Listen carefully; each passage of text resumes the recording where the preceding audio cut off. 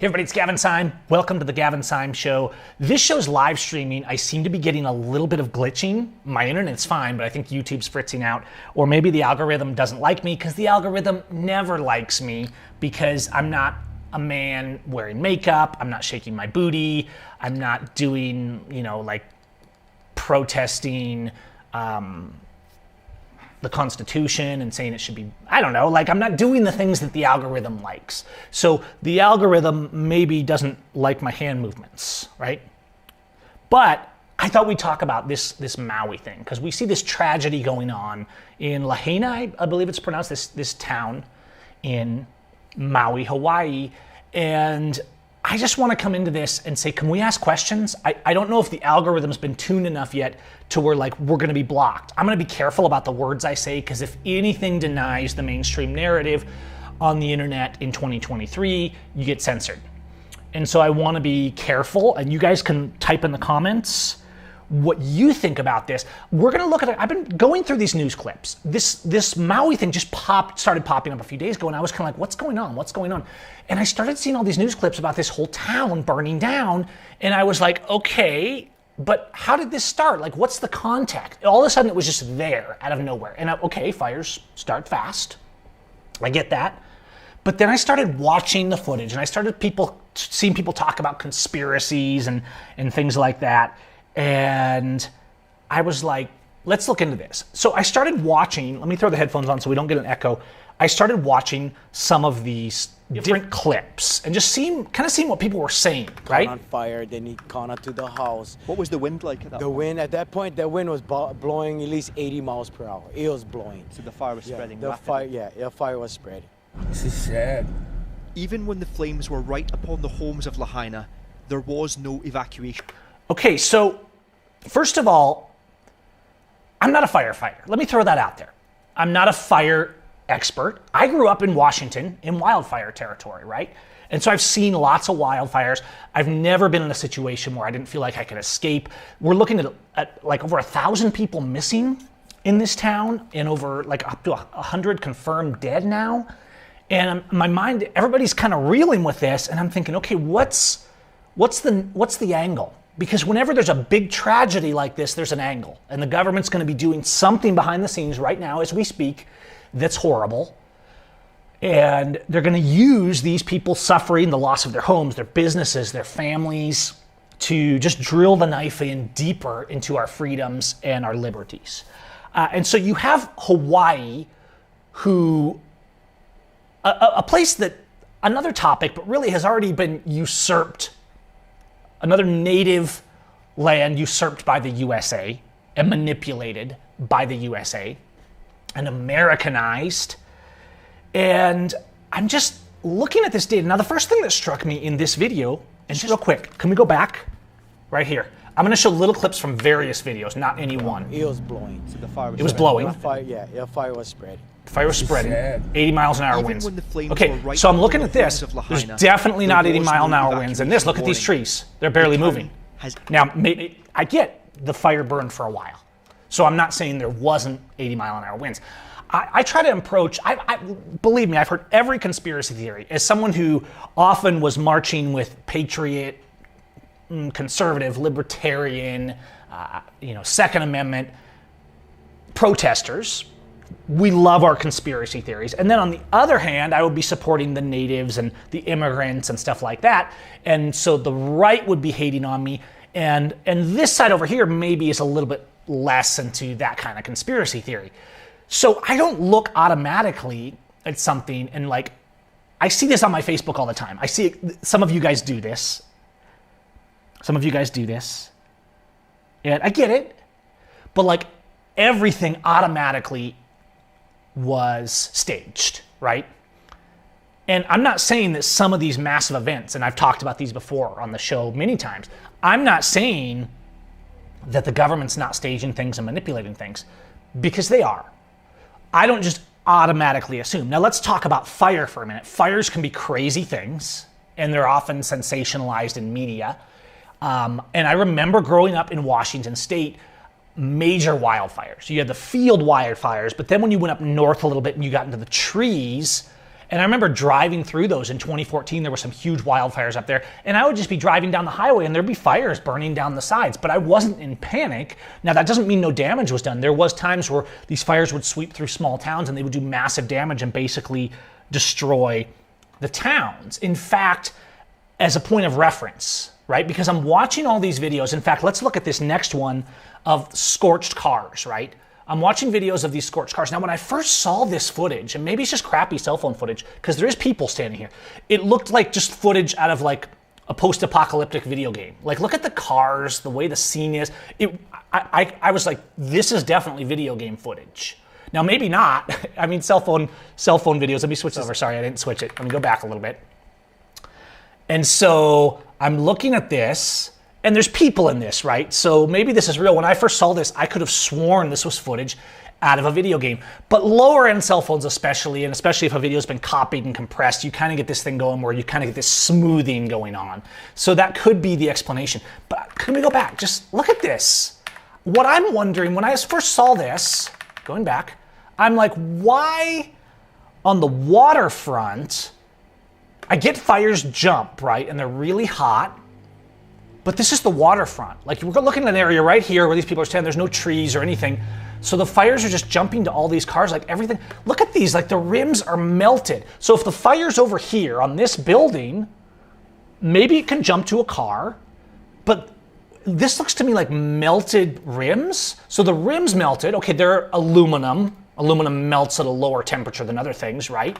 I'm trying to actually be a critical thinker here, not just to be, let's not just be dumb conspiracy theorists, because a lot of the conspiracy stuff and the people that spread it, they're as ignorant as any other lynch mob. They just share whatever pops up on Facebook in a 30-second TikTok or short video and be like, oh, it's a huge conspiracy, and they didn't bother to look into anything. So what I say about conspiracies is, a lot of times conspiracies aren't conspiracy theory. And if the government, like with the virus, right, that wasn't a conspiracy theory after much time. Because you know when the government and all their shills like YouTube and Facebook and all these things, when they're forcing you to silence with threats, with deleting your channels, deleting your videos, you know you're onto something. When the whole world wants to talk about something and they're saying, no, you can't talk about this, then you know it's not conspiracy theory.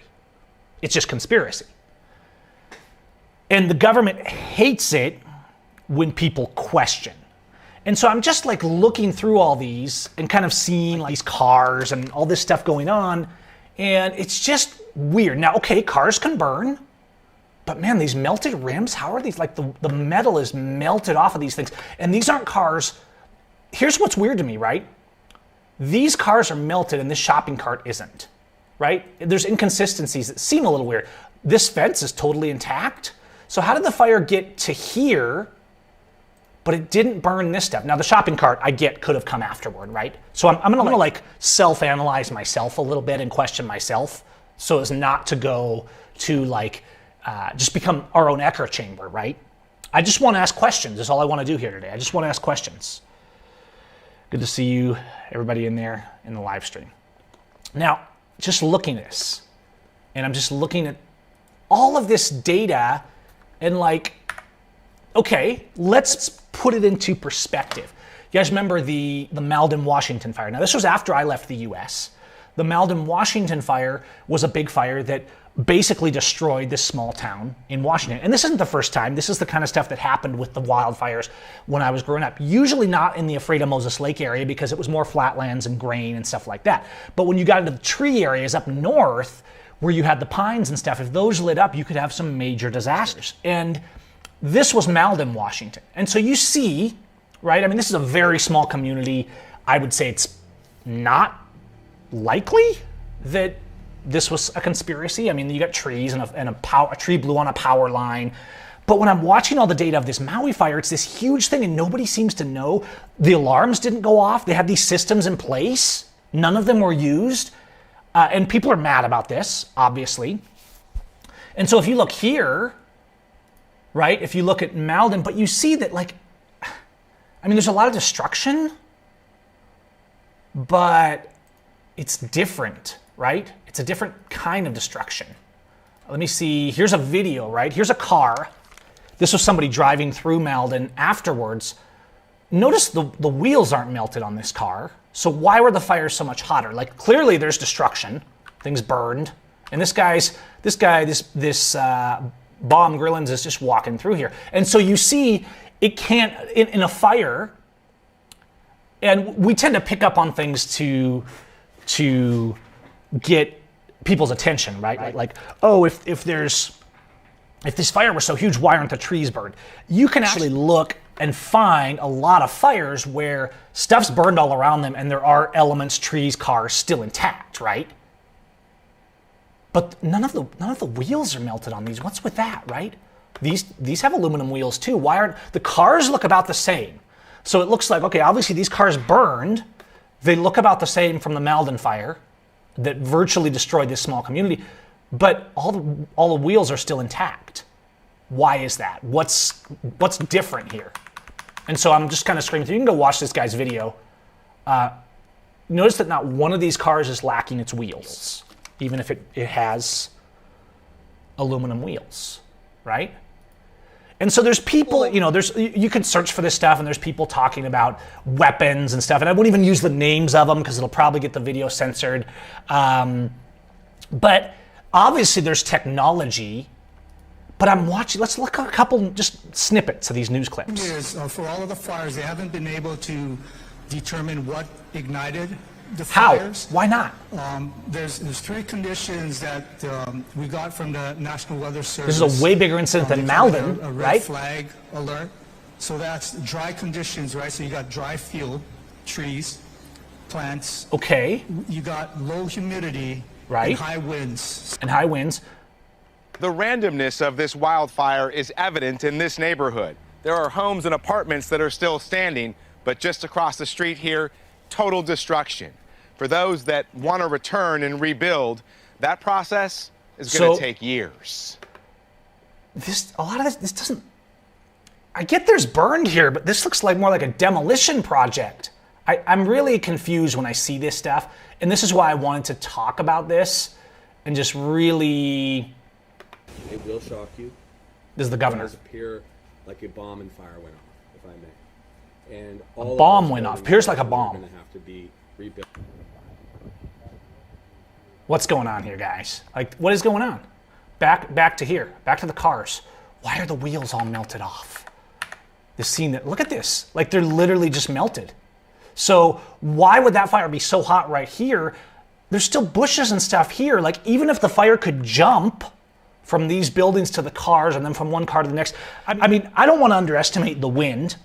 Now, I'm looking at a lot of the videos I see, they don't have this huge wind. It's blowing maybe, but 80-mile-an-hour winds? So I believe that if you had a fire in a community and the winds were at 80 miles an hour, that things would probably be unexpected. But the next thing is, like, people are pissed because this town had an extensive, like, warning siren system. Those weren't used. The electricity wasn't disabled to reduce shorts and further fires.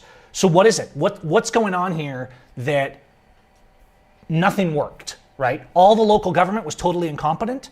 The winds, all the conditions just happened to be perfect. Everything just kind of came together in a way that has never happened before, to where it burned the whole town and the cars on the road, and it melted the rims of the cars. And yet a lot of these videos, you see people standing by the fire, like taking video. You had people jumping into the ocean to escape. Families, people with their families. You've seen a lot of these videos. And don't get me wrong, I'm not trying to downplay people losing their homes and families, because that happened, right? I mean, these people, this is what they have left, you guys, and this is horrible. I'm just saying, why when we have these huge incidents, and I guarantee you with a huge incident that's completely dominating the national news cycle, something's going on behind the scenes. Whatever caused this over here, something's happening over here. 100% of the time, that's what goes on with US politics. That's why the US is so much better about looking like their hands are clean than a country like Mexico or something like that, where there's a lot more personal freedom here, but the corruption is much more visible. The bribes are much more visible. So if you want to, like, highlight it it's really easy to highlight the corruption, whereas in the US, they're so good at smoke and mirrors and distractions. They have so much more resources and money. But I'd like to hear from like an ex-firefighter or somebody that doesn't currently work for the system. But I'm not seeing any of this. I'm not seeing any expert commentary on how could this happen. Why did none of the sirens work? How are the wheels on these cars melted when that doesn't seem to be consistent with other wildfires that we've seen? Have you ever seen a burned car? The wheels don't just melt in a pool on the ground. I've never seen that. Look at these are literally sitting on the ground. It's like someone took a torch to these aluminum wheels. There's one kind of intact still. And then this car's totally intact, or was that parked there later? I don't know what the implication is there. I mean, there's still structure standing. And I'm not saying like, okay, building's totally scorched on this side and still existing on this side. Fires are weird things, right? And they're crazy and they get out of control. But what's going on? What's going on here? And so I'd like to hear you guys talking about this in the comments. I'm just posing the question because I don't believe anything I'm told anymore on the mainstream media. When all the mainstream media is united, right? And people are saying, oh, this is energy weapons, stuff like that. But why? Like, why do this? I get our government, the US government is a terrorist state. The government loves to make distractions for their corruption, and they don't care what the collateral damage is. That's the government that we have running the United States and most of the world right now. But why? Why? Leaves still on the trees, but it's like when we just looked at the Malden, Washington fires, like you have burned cars, although it's wheels. Actually, there's still rubber here on the tire. Like you can still see the cords, right? Because those are steel. So what's going on there? And stuff's burned and there are still trees intact because fire doesn't touch everything equally. I get that. But do you see, this is wild. This is wild. And I'm just wanting to talk about it. That's what I wanted to throw out on the show today is I have questions. And all I see is a news media, as always, parroting the same dribble, saying like, people are questioning why the government let them get screwed over. People are questioning why the massive siren system their taxes paid for didn't work. People are questioning why there was no warning. People are questioning why nothing's being done. And it's the same old, always from our government and the news media that serves it. And I just think we should ask questions, right? And, there's lots of thoughts, there's lots of input. There was a weapon, there was lava. I don't see any evidence of lava here because otherwise everything, I've been in lava flows after, right? And it's crazy. So I don't see any evidence of that here, but something awfully hot. How did that much heat get from these buildings to cars? Does fire jump that easy from one car to another? I know in winds, fire can jump to from a building to another, but in cars on the street, I don't know, maybe. But something's wrong, is all I'm saying. Something's wrong in the narrative we're getting. Let's question. Don't believe, when all the news media is agreeing, don't believe it. Because they're just working for the government, is what I'm saying. We have to stop being ignorant stooges for media and for propaganda. And the same goes, we have to also stop being ignorant stooges for whatever guy we follow on TikTok, right? I see people doing this all the time where they're like, oh, this guy's a criminal. I see the lynch mob mentality constantly in the conservative right, just like I see in the far left. Equal ignorance on both sides, and I oppose that regardless. That's why I don't blatantly turn against either side. Oh, those Black Lives Matter, they're just criminals, right? Police, they'll protect us. No, I'm like, no, police are criminals. That's proven, and I'm not going to say that this whole group over here is criminals because they have some valid points, right? This is why I'm always getting ostracized because I won't align with party. If you want truth, you have to throw out party and faction, and you have to start asking questions. And that's all I have to say for today. Peace, and leave your thoughts in the comments. We'll see you next time.